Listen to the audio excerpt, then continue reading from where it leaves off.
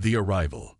The massive Zarkonian warship, Dominion, hung in Earth's orbit like a looming storm cloud. Commander Vexthor stood at the bridge, his 4 eyes narrowed as he studied the blue and green planet below. His leathery skin glistened under the dim lights of the command center, tentacles twitching with anticipation. "Status report," Vexthor demanded, his voice a low rumble that reverberated through the ship's hull. Lieutenant Zara, his second-in-command, stepped forward. Her holographic display flickered as she swiped through data streams. "Sir, our initial scans show primitive technology, fragmented political structures, and no unified planetary defense system. The natives call it Earth." Vexthor's mouth twisted into what passed for a smile in his species. Pathetic. Another easy conquest for the glory of the Zarkonian Empire. As the Dominion began its descent, alarms blared across the globe. In the Pentagon, General Sarah Chen paced the war room, her weathered face a mask of determination. Screens lit up with incoming reports, each more dire than the last. "Madam President," Chen spoke into her secure line, "the alien vessel has entered our atmosphere. Our missiles, they're having no effect." President Amelia Rodriguez's voice crackled through the speaker. "What are our options, General?" Chen's eyes darted to the tactical display. "Conventional warfare is off the table. We need to think outside the box. I recommend activating Project Wildfire." There was a pause, heavy with the weight of the decision. "Do it," Rodriguez finally said. As Chen barked orders, thousands of miles away, deep in the Amazon rainforest, Captain Miguel Ortiz felt his wrist communicator vibrate. He glanced at the message and took a deep breath. "All right, team. This is what we've trained for. Wildfire is a go." Ortiz and his elite squad of Special Forces operators had spent years preparing for this moment, honing their skills in Earth's most challenging environments. Now, as alien dropships pierced the atmosphere, leaving trails of fire in their wake, humanity's fate rested on their shoulders. The first Zarkonian ground forces landed in a clearing, their advanced armor gleaming under Earth's sun. Scout leader Kazanar activated his sensors, scanning the dense foliage surrounding them. "Commander, the atmosphere is uncomfortable. Our suits are struggling to regulate temperature and humidity." Vexthor's voice crackled through the comm. "Irrelevant. Proceed with the mission. These primitive life forms won't know what hit them." As the aliens pushed deeper into the jungle, they remained oblivious to the eyes watching them from the canopy above. Ortiz signaled to his team, and they melted into the shadows, becoming one with the forest they knew so intimately. Meanwhile, in cities across the globe, chaos erupted. Alien ships hovered over metropolises, their energy weapons carving swaths of destruction. But even as panic spread, pockets of resistance formed. In New York, a group of hackers led by Zhou Wang worked feverishly to breach the alien communication networks. Come on, Zhou muttered, her fingers flying over the keyboard. Lines of code scrolled across her screen, a digital battle against an extraterrestrial firewall. Suddenly, her eyes widened. "I'm in. Their systems, they're not as advanced as we thought. They sacrificed cybersecurity for weapons technology." Across the Atlantic, in the laboratories of C. Arnon, Dr. Amir Patel had a eureka moment. "Their shields," he exclaimed to his colleagues, "they operate on a frequency we can disrupt." As humanity began to uncover the invaders' weaknesses, the Zarkonians pressed their attack, confident in their superiority. Little did they know, Earth's defenders were about to teach them a harsh lesson about underestimating their prey. Back in the Amazon, Ortiz watched as an alien patrol stumbled through the underbrush, their movements clumsy and uncoordinated in the unfamiliar terrain. He allowed himself a grim smile. The hunters were about to become the hunted. "Remember your training," he whispered to his team. "We are the shadows, the whisper in the leaves. We strike fast, we strike hard, and we disappear." As night fell, the jungle came alive with the sounds of alien technology failing, and the whisper of human warriors moving unseen through the darkness. The battle for Earth had begun, and humanity was not going down without a fight. In orbit, Vexthor received the first reports of resistance. His tentacles writhed in agitation. "Impossible," he hissed. "How can these primitives be giving us trouble?" Lieutenant Zara hesitated before responding. "Sir, our ground forces report difficulty adapting to the planet's varied environments. The natives seem to be using their knowledge of the terrain to their advantage." Vexthor slammed a tentacle against his command console. "Excuses. Increase our forces on the ground. We will crush these insects beneath our might." As more Zarkonian ships descended from the sky, humanity prepared for a long and grueling conflict. In the jungles, mountains, deserts, and cities of Earth, people from all walks of life steeled themselves for the fight of their lives. The aliens had come expecting an easy conquest, but they were about to learn that on this blue planet, nothing came easy. The war for Earth had only just begun, and humanity was ready to show the galaxy why you should never underestimate the fighting spirit of those who call this diverse and beautiful world home. Vexthor slammed a tentacle against his command console. "Excuses. Increase our forces on the ground. We will crush these insects beneath our might." As more Zarkonian ships descended from the sky, humanity prepared for a long and grueling conflict. In the jungles, mountains, deserts, and cities of Earth, people from all walks of life steeled themselves for the fight of their lives. The aliens had come expecting an easy conquest, but they were about to learn that on this blue planet, nothing came easy. The war for Earth had only just begun, and humanity was ready to show the galaxy why you should never underestimate the fighting spirit of those who call this diverse and beautiful world home.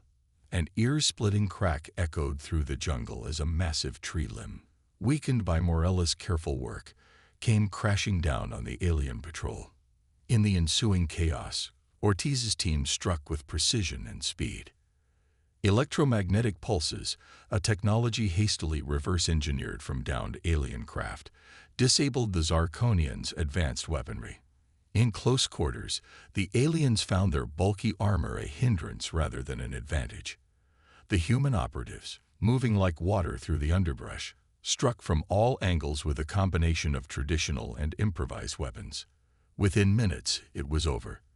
The alien patrol lay incapacitated, their once imposing forms now still against the jungle floor. Ortiz's team moved swiftly, securing prisoners and salvaging any useful technology. "Condor to base, package secured. Requesting extraction," Ortiz reported, his voice low but tinged with triumph. As his team prepared for evacuation, Ortiz couldn't help but feel a surge of pride. They had just proven that humanity could stand against the technological might of the Zarkonians. But he knew this was only the beginning. Miles away, in a hidden underground command center, General Sarah Chen received Ortiz's report with grim satisfaction. She turned to the wall of screens displaying similar successes from around the globe. "It's working," she murmured to herself. "We're bleeding them." Chen's strategy was as brilliant as it was desperate. Unable to match the aliens in open combat, she had instead opted for a war of attrition. Special forces teams, resistance cells, and even hastily trained civilian militias were engaging in guerrilla warfare across every continent. The Earth itself had become humanity's greatest ally, its varied and often hostile environments proving to be a significant challenge for the invaders. In the swamps of Louisiana, local hunters led alien patrols into treacherous quicksand. Among the peaks of the Himalayas, Sherpa guides helped human resistance fighters outmaneuver Zarkonian search parties in the thin air and treacherous terrain. Australian Aboriginal scouts used their intimate knowledge of the outback to lure alien forces into the unforgiving desert, where even the most advanced alien technology struggled against the relentless heat and lack of water. Back in the Amazon, Ortiz and his team regrouped at a hidden base carved into the side of a cliff and concealed by a thundering waterfall. As they debriefed, reports flooded in from around the world. The Zarkonians were facing unexpected resistance everywhere they turned. They thought this would be easy, Lieutenant Reyes said, a fierce grin on her face as she compiled the latest intelligence. They weren't prepared for a planet where you can go from sweltering jungle to freezing tundra in a matter of hours. Sergeant Morales nodded in agreement. Their tech is impressive, but it's not adaptable. They designed it for conquering worlds similar to their own. Earth's biodiversity is our secret weapon. As if to underscore his point, a distant rumble of thunder rolled across the sky. The daily Amazon rainstorm was approaching, a phenomenon that had already short-circuited more than one alien patrol's equipment. Ortiz leaned over a holographic map, planning their next move. We've got them frustrated. Now we need to push them to make mistakes. In orbit, aboard the Dominion, Commander Vexthor was indeed growing increasingly agitated. Neon Emperor. The view screens before him showed a planet that refused to submit, a primitive world that dared to resist the might of the Zarkonian Empire. How? He raged, his tentacles lashing out and smashing a nearby console. How are these humans doing this? Lieutenant Zara approached cautiously, her own frustration evident but contained. Sir, our forces are reporting difficulties across all fronts. The humans are using their knowledge of local environments to ambush our troops, disable our technology, and evade our searches. Vexthor's eyes narrowed dangerously. Are you suggesting that these mammals are outsmarting us? Not outsmarting, sir, Zara replied carefully.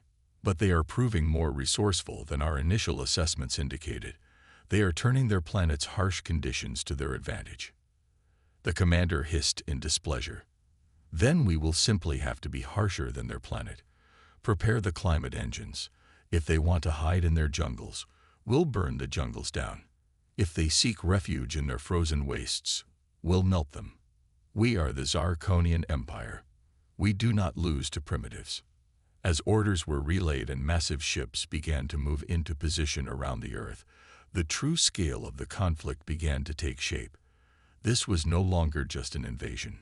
It was a fight for survival, with the very ecosystems of Earth hanging in the balance. In the Amazon, Ortiz felt the change in the air. Something big was coming. He gazed up at the canopy, the ancient trees that had stood for centuries now serving as a bastion against an alien threat. Whatever they throw at us, he said to his team, his voice filled with determination, we'll find a way to turn it back on them. This is our home, and we will defend it.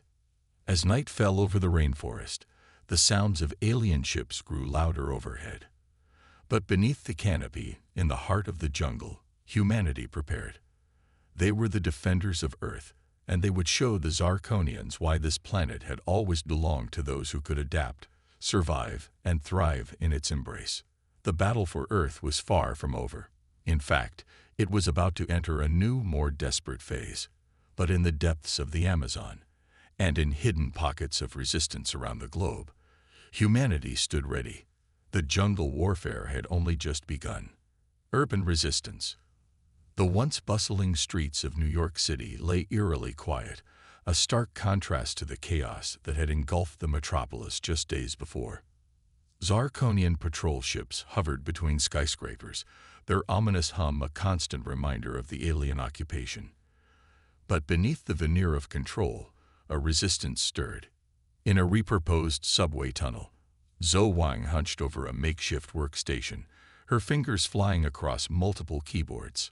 Screens flickered with intercepted alien communications and schematics of Zarkonian technology. Around her, a diverse group of hackers, engineers, and former city workers formed the core of New York's underground resistance. "I've got something," Zhou announced, her eyes never leaving the screen. "They're planning a major sweep of the financial district tomorrow. Looks like they're searching for our main comm hub." Jack Morrison, a former NYPD detective turned resistance leader, leaned over her shoulder. "Can we use this?" Zhou's lips curled into a sly smile. "Oh, we can definitely use this." As the resistance formulated their plan, above ground, the Zarkonians were facing unexpected challenges of their own. Squad leader Krolnak stood atop the Empire State Building, surveying the concrete jungle with mounting frustration. "This city defies logic," He growled into his communicator. "The structures block our scanners. The underground networks are like a maze, and the humans seem to appear and disappear at will." Back on the Dominion, Commander Vexthor's patience was wearing thin. "Your excuses are as primitive as this planet, Krelnax. Find the resistance leaders and crush them, or I'll find someone who can." As night fell, the resistance put their plan into motion. Small teams moved through the shadowy alleyways and abandoned buildings, setting up electromagnetic pulse devices at key intersections. Others reprogrammed traffic lights and electronic billboards, preparing for a citywide distraction. In the heart of Times Square, a young graffiti artist named Miguel worked swiftly, spraying a massive mural across a billboard. The image depicted a Zarkonian soldier cowering before a human silhouette, with the words, "We are Legion," emblazoned above. As dawn broke, the Zarkonian forces began their sweep of the financial district, but they were unprepared for what awaited them. Suddenly, every screen in the city flickered to life, displaying the Resistance's symbol, a phoenix rising from Earth's ashes. The sudden activation of thousands of devices played havoc with the alien-sensitive communication equipment. In the ensuing confusion, Zoe activated the EMP devices. Alien vehicles crashed to the ground, their levitation technology neutralized. Foot soldiers found their advanced weapons reduced to useless hunks of metal. Jack's voice crackled over the Resistance's secure channel. "All units, engage. Remember, hit and run. Don't give them a clear target." Across the city, carefully orchestrated acts of rebellion erupted. Construction workers used cranes to drop debris on alien patrols. Window washers on skyscrapers deployed sheets of reflective material, blinding the optical sensors of Zarkonian ships.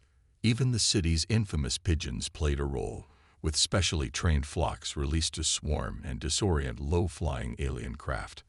In Central Park, a team led by Sarah Chin, a former urban ecologist, used their knowledge of the park's layout to ambush and neutralize a Zarkonian scouting party. The aliens, accustomed to the structured grid of the city streets, found themselves lost and vulnerable in the sprawling green space. As the day wore on, the Zarkonians found themselves increasingly outmaneuvered. Every attempt to gain control was met with a new, unexpected form of resistance. The humans were using their city as a weapon, turning every street corner and building into a potential trap. Krelnax, his forces in disarray, retreated to a fortified position near the United Nations headquarters. "Commander," he reported, his voice strained, "we are facing unprecedented resistance. The humans, they're not just fighting us. They're using the very structure of their city against us." Vexthor's response was cold. "Your failure is noted, Krelnax. Prepare for orbital bombardment. If we cannot control this city, we will make an example of it." But even as the Dominion moved into position, the Resistance had one more card to play. In a hidden server farm beneath the New York Public Library, Zoe made her final move. With a series of complex commands, she activated a virus that had been meticulously crafted and planted in the Zarkonian network over the past weeks. Aboard the Dominion, alarms blared as systems began to fail. Weapon targeting, life support, and navigation all went haywire. Vexthor watched in horror as his mighty warship began to drift, powerless, away from Earth. In the streets below, the Resistance celebrated their victory. But Jack knew the war was far from over. "We've bought ourselves some time," he told his team. "But they'll be back. And next time, they'll be angry." Zoe nodded grimly. "Then we'll be ready. We've proven that even in our cities, where they thought we'd be most vulnerable, we can fight back. Humanity isn't just surviving this invasion. We're learning, adapting, and getting stronger." As news of New York's successful resistance spread, other cities around the world took heart. From the favelas of Rio to the megacities of Asia, urban populations began to see their homes not as death traps, but as fortresses. The Zarkonians had come expecting to find easy prey in Earth's population centers. Instead, they found millions of humans ready to defend their streets. their homes, and their planet. The urban resistance had proven that humanity's greatest strength lay not in advanced technology or powerful weapons, but in their ingenuity, their adaptability, and their unbreakable spirit. As the sun set over New York City, the message was clear: Earth would not fall easily, and its cities would become the battlegrounds where the fate of the planet would be decided. In the coming days, as the Zarkonians regrouped and planned their next move, the people of Earth's cities stood ready. The concrete jungles that humanity had built would now serve as the bulwarks of their defense, each street a potential ambush, each building a fortress, and each citizen a defender of their world. The pristine white landscape of the Arctic stretched as far as the eye could see, a deceptively peaceful scene belying the tense standoff unfolding at its heart. Commander Elena Petrova stood atop a ridge, her thermal suit barely containing her body heat, as she surveyed the alien encampment below through high-powered binoculars. "They're struggling," she muttered, a hint of satisfaction in her voice. "Their equipment isn't built for these temperatures." Beside her, Dr. Akira Tanaka, a climatologist turned resistance fighter, nodded in agreement. "The extreme cold is playing havoc with their systems, but we can't underestimate them. They're learning, adapting." The Zarkonians had established their Arctic base as part of a desperate attempt to secure Earth's polar regions. Their initial forays into the rainforests and cities had met with unexpected resistance, forcing them to seek alternative strategies. But here, in the frozen wasteland, they faced a new and formidable opponent: nature itself. Back at the human resistance base, carved deep into an ice shelf, a team of scientists and military personnel worked tirelessly. They had transformed an old research station into a fortress, using the harsh environment as both shield and weapon against the invaders. Captain James "Frostbite" Cooper, a veteran of multiple Arctic expeditions, addressed his team. "The aliens are planning something big. We've intercepted communications suggesting they're bringing in some kind of terraforming device. Our job is to stop them, at all costs." As if on cue, the ground trembled. Outside, the sky lit up as a massive Zarkonian ship descended through the aurora borealis, its hull gleaming against the northern lights. From its belly emerged a colossal machine, a tangle of alien technology that began to burrow into the ice. "They're trying to melt the ice caps," Dr. Tanaka realized, horror dawning on his face. "If they succeed, they'll flood our coastal cities and dramatically alter Earth's climate." Commander Petrova's eyes narrowed. "Not if we have anything to say about it." Cooper prepped the team. "We move in 1 hour." As the human resistance geared up for their assault, the Zarkonians were facing their own challenges. Sub-Commander Zexera, charged with overseeing the Arctic operation, found herself constantly battling against the elements. "This accursed planet," she hissed, her breath visible in the frigid air of her command center. "Even its lifeless regions fight against us." A junior officer approached, his movements sluggish in the bulky cold weather gear they'd been forced to adopt. "Sub-Commander, our scouts report unusual readings. The ice, it seems to be shifting unpredictably." Zexera's eyes narrowed. "The humans, they're here, manipulating their environment against us somehow. Double the patrols and get that terraformer online." As the Zarkonian forces scrambled to secure their position, the human resistance put their plan into action. Using a network of ice caves and crevasses, they approached the alien base unseen. Dr. Tanaka, working with a team of engineers, had developed a series of devices that could manipulate the ice on a local scale, creating instant barriers or opening treacherous chasms. Captain Cooper led the first strike team. Using stealth suits designed to blend with the snowy landscape, they approached the perimeter of the Zarkonian base. With a nod from Cooper, Dr. Tanaka activated his device. The ice beneath a group of alien guards suddenly liquefied, plunging them into a frigid pool that quickly refroze, trapping them. The battle erupted in earnest.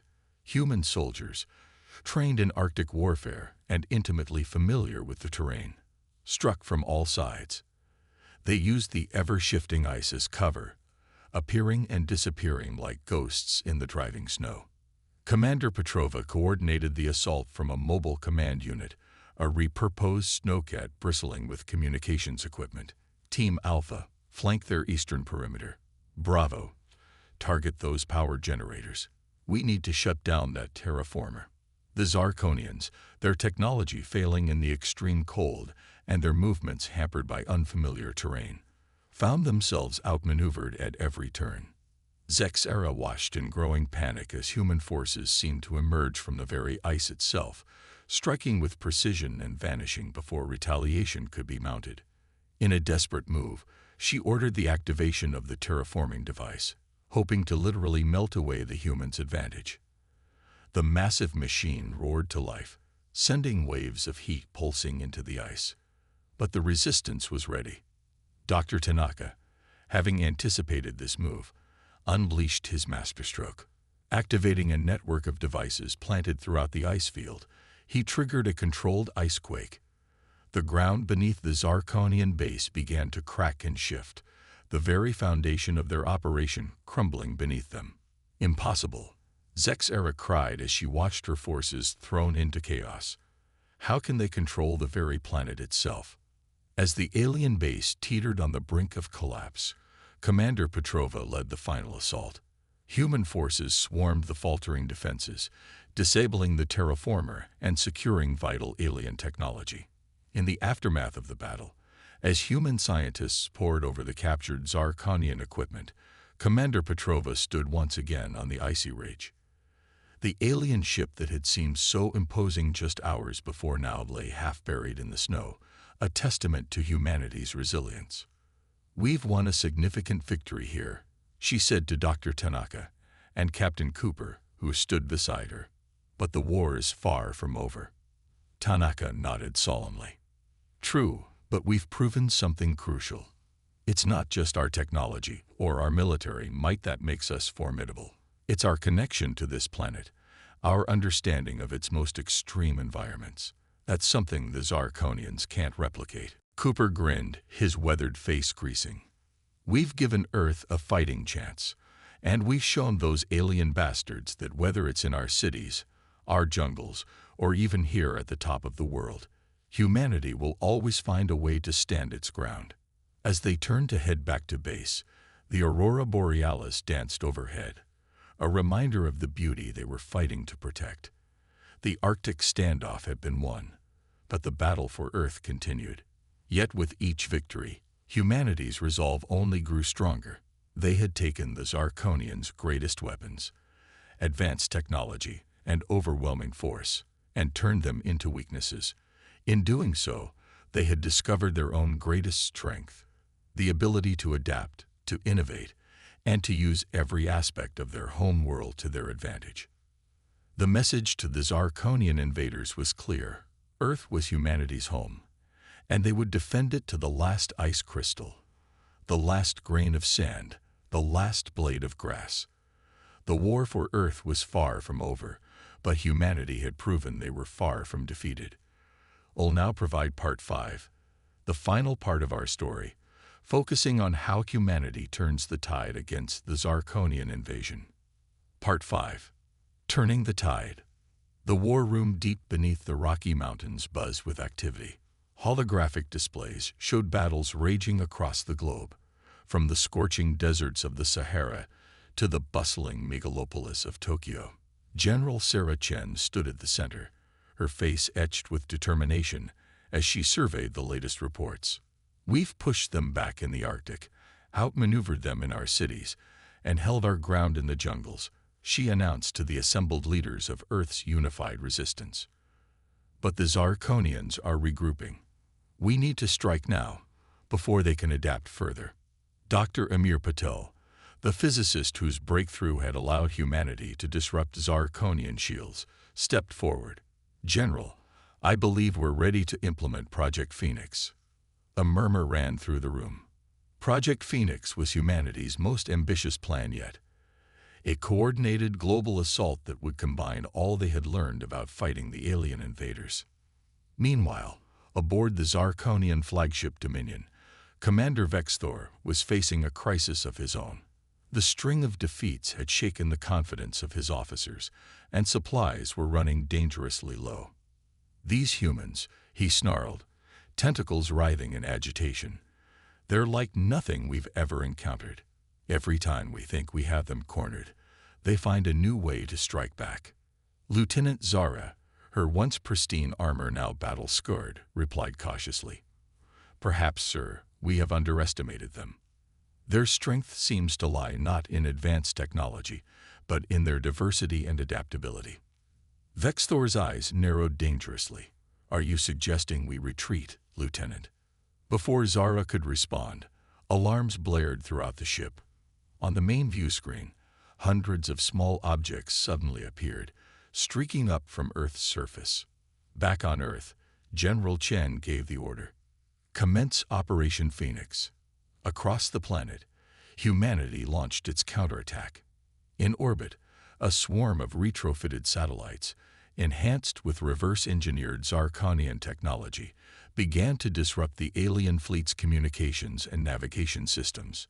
From the oceans, a fleet of submarines that had been quietly gathering beneath the polar ice caps surfaced, launching specially designed missiles that could penetrate Zarkonian hull armor. In every major city, resistance cells activated powerful electromagnetic pulse generators, disabling Zarkonian ground forces and bringing down their patrol ships. But the true masterstroke of Project Phoenix came from an unexpected source. Dr. Zhou Wang, the hacker who had saved New York, had been working tirelessly with a global team of programmers. They had created a virus unlike anything seen before, a hybrid of human ingenuity and alien code.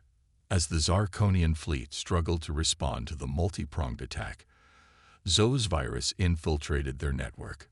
It spread rapidly, turning the aliens' own technology against them.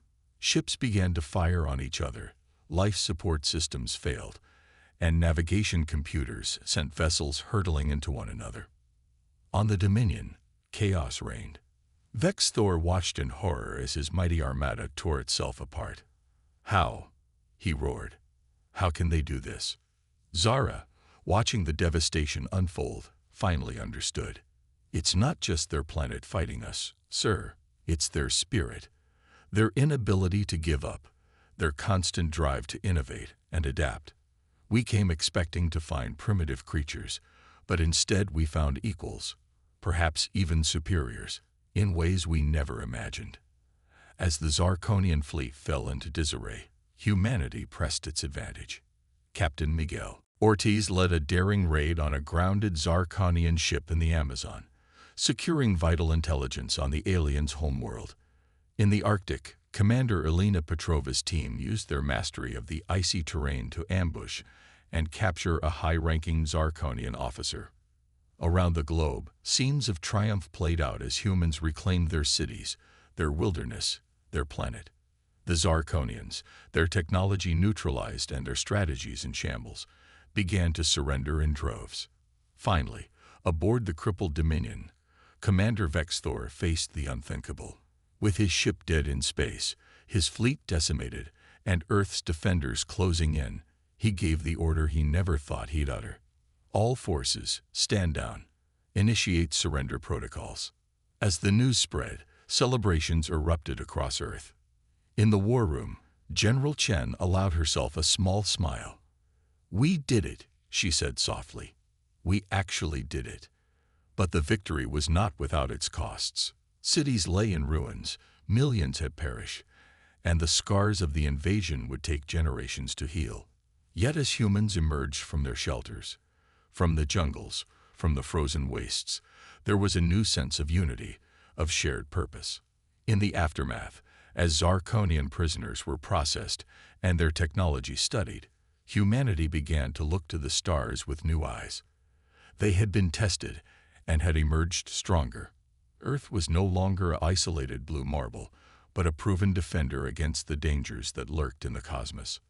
Dr. Patel, standing atop a hill overlooking a recovering New York City, summed it up best. "We came together to save our world. In doing so, we've not only secured our place among the stars, but we've shown that humanity's greatest strength lies in our diversity, our adaptability, and our indomitable spirit. The Zarkonians came to conquer a planet, but instead they awoke a united species. Whatever comes next, we'll be ready. As the sun set on the first day of peace, the people of Earth looked to the future with hope and determination. They had faced the ultimate test and emerged victorious. The message to the galaxy was clear: Earth was not to be underestimated. Humanity had taken its place as a force to be reckoned with among the stars. The war was over, but humanity's greatest adventure was just beginning.